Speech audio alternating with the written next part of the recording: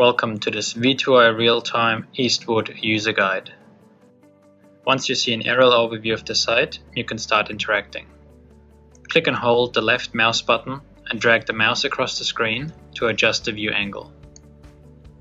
To move to another location, place your mouse cursor where you would like to go and right-click the right mouse button once.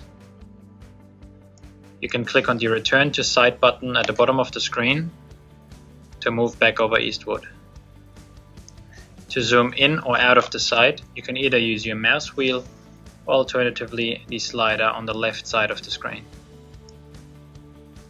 Use the menu on the left to display additional information layers, for example LiDAR data, showing a 3D representation based on LiDAR scans for the surrounding buildings and vegetation, and the existing vegetation toggle displays a 3D representation of trees immediately surrounding the site. Clicking on Proposed Site will then bring on the earthworks for the site and reveal a number of overlays. For example, the overall staging plan, which can also be used with the overlay opacity slider at the bottom of the screen to reveal what lies underneath, and in addition the individual stages, which can be selected one by one.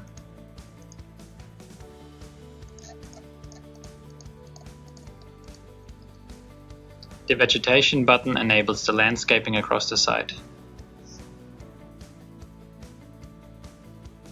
To explore the development in more detail, double-click to the ground, and then you will be able to look around by clicking and holding the left mouse button and walking by using the WASD keys on your keyboard.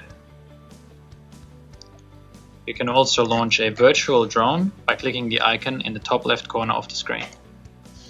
You can then use the spacebar and control key to adjust your altitude and otherwise fly the drone like you would in walk mode.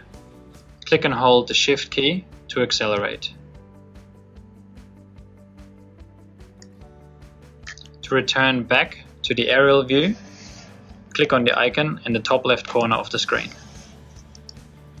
In this way, you can explore the entire development.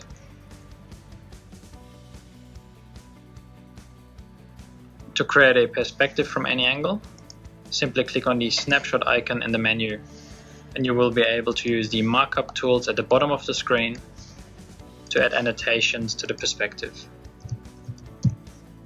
This can then be exported as a PDF or emailed out directly.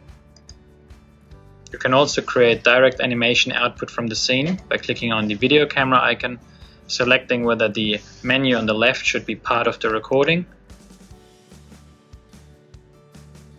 and then any interaction until you press the record icon again will be part of the animation, which you can see as a preview and then save or discard as required.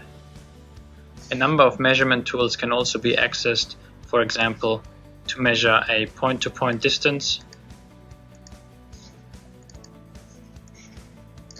and the height of objects,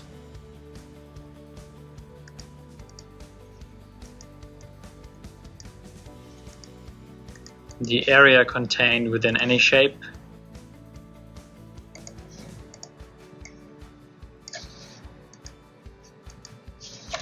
and the radius around a center point.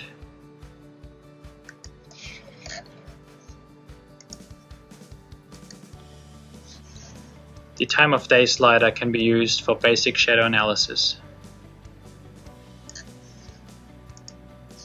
To exit the application, click on the button in the bottom left corner of the screen.